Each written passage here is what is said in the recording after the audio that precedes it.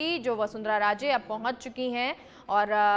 क्योंकि इससे पहले वो कार्यकर्ताओं से मिल भी रही थी, बातचीत भी कर रही थी। मेवाड़ वो इलाका है जहां बीजेपी मजबूत मानी जाती है। 28 सीटें मेवाड़ से आती हैं और इसी को साधने की जुगत एक बार फिर से बीजेपी कर रही है। उदयपुर पहुंचे हुए हैं जेपी नड्डा, मीटिंग पार्टी के नेताओं से कर रहे हैं और साथ ही साथ आगे की जो रणनीति, इस एरिया की, इस क्षेत्र की रणनीति, क्योंकि अलग अलग संभाग, अलग अलग एरिया जिस तरह से राजस्थान में हैं और उन सबका गणित अलग अलग है, उस गणित को समझना बहुत ज़रूरी है। और जेपी नड्डा यही करने के लिए पहुंचे हुए हैं क्योंकि हर इलाके, हर संभाग में क्या कुछ रणनीति वहाँ के स्थानीय नेताओं के द्वारा बनाई गई है, कैसे वहाँ पर जो कार्यकर्ता है कार्य कर रहा है, कैसे उसमें जीत का मंत्र फूंकना है और कैसे आगामी समय में जब लिस्ट आए उस लिस्ट में इस तरह का जो पहली लिस्ट में विरोध नजर आया था वैसा ना आए, कार्यकर्ताओं को साथ लेकर चला जाए, जो नाराज हैं उन लोगों को भी मनाने की कवायद की जाए। उन तमाम चीज़ों पर आज ये रणनीति है। पहले चरण की पहली बैठक जो है वो खत्म हो गई है, अब दूसरी बैठक जो है वो कुछ ही समय में शुरू हो जाएगी। लेकिन ये वसुंधरा राजे जो तमाम कार्यकर्ताओं से मिलती हुई नजर आई, वसुंधरा राजे जिन्होंने बातचीत कार्यकर्ताओं से की है और इसके लिए वो जाने जाते हैं कि जब भी अपने लोगों के बीच में या कार्यकर्ताओं के बीच में पहुंचती हैं तो उनसे बातचीत करती हैं, वहाँ की हवा का रुख समझती हैं। धीरज रावल हमारे साथ इस खबर पर जुड़ गए। धीरज, दूसरी बैठक शुरू होने वाली है, क्या कुछ जानकारी, पहली बैठक में क्या रहा और वसुंधरा राजे पहुंची, इसको लेकर भी अपडेट दीजिए। बिल्कुल, जेपी नड्डा जो है राष्ट्रीय अध्यक्ष बीजेपी के, वो आज उदयपुर दौरे पर है, जहां पर सुबह से ही जो प्रथम चरण की बैठक जो उसका जो आगाज है वो किया गया था, जिसके अंदर कार्यकर्ताओं से जो है उन्होंने फीडबैक लिया, 1 to 1 आपसे जो संवाद है वो यहाँ से किया। वही अगर दूसरे चरण की अगर बात की जाए तो कुछ ही देर के अंदर दूसरे चरण की जो बैठक है वो यहाँ शुरू होने जा रही है। उससे कुछ देर पहले पूर्व मुख्यमंत्री वसुंधरा राजे जो है वो बैठक के अंदर पहुंच चुकी है। वही जब लिफ्ट से जब वो निकल कर बाहर आ रही थी तो उसमें उन्होंने यहाँ पर स्वागत के लिए जो कार्यकर्ता खड़े थे उनसे यहाँ पर संवाद करते हुए, उनसे बातचीत करते हुए भी यहाँ पर उन्हें देखा गया है। और वो बैठक के अंदर पहुंची और बैठक के अंदर अगर 3 जिलों की अगर बात की जाए तो राजसमंद, डूंगरपुर और बांसवाड़ा के जो पदाधिकारी है वो इस बैठक के अंदर मौजूद है। इनसे जो चर्चा जो है वो अभी बैठक के अंदर 1 to 1 मुख्यमंत्री पूर्व मुख्यमंत्री वसुंधरा राजे जो है वो यहाँ करती हुई नजर आ रही है। कुछ ही देर के अंदर ये बैठक जो है वो यहाँ पर शुरू होने वाली है, तो जिसके अंदर कुछ ही देर में राष्ट्रीय अध्यक्ष जेपी नड्डा जो है वो यहाँ पर पहुंचने वाली है। अगर बात की जाए प्रथम चरण की बैठक के अंदर, तो प्रथम चरण की बैठक के अंदर सभी जिला अध्यक्ष जो अध्यक्ष मंडल अध्यक्ष है उनसे यहाँ पर जेपी नड्डा ने चर्चा की है, जिसके अंदर जो महत्वपूर्ण बिंदु निकल के आ रहे हैं, तो आगामी समय के अंदर कितने महिला सम्मेलन हुए, कितनी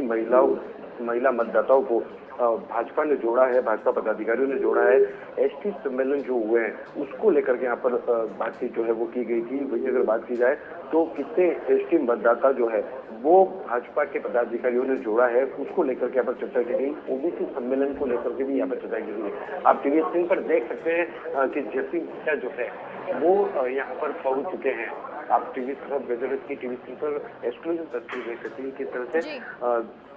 जेपी नड्डा जो है वो दूसरे चरण की बैठक के अंदर सम्मिलित होने के लिए पहुंच चुके हैं। कुछ ही देर के अंदर बैठक जो है वो यहाँ पर शुरू हुई। जेपी नड्डा राजस्थान के प्रदेश अध्यक्ष सीपी जोशी उनके साथ में मौजूद है और वह बैठक के अंदर पहुंच चुके हैं। कुछ ही देर के अंदर जो है वो यहाँ पर बैठक दूसरे चरण की जो है वो शुरू हो जाएगी। तो प्रथम बैठक की हम बात करें तो उसके अंदर ये जो दूसरे चरण की बैठक शुरू हो रही है, इसमें कौन कौन मौजूद रहेगा? क्या वही लोग होंगे जो प्रथम चरण में थे या और दूसरी जो जगह है उनसे भी पदाधिकारी जुड़ रहे हैं? प्रथम चरण की अगर बात की जाए तो प्रथम चरण की बैठक के अंदर उदयपुर शहर, उदयपुर ग्रामीण, ग्रामीण, प्रतापगढ़ जिलों के जो पदाधिकारी थे वो चित्तौड़गढ़ जिले के जो पदाधिकारी थे वो इसके अंदर शामिल हुए थे। वही दूसरे चरण की अगर बैठक की बात की जाए तो उसके अंदर राजसमंद, बांसवाड़ा और डूंगरपुर जिले के जो पदाधिकारी है वो यहाँ पर शामिल हुए थे। वही अगर प्रथम चरण की बैठक की अगर बात की जाए तो उसके अंदर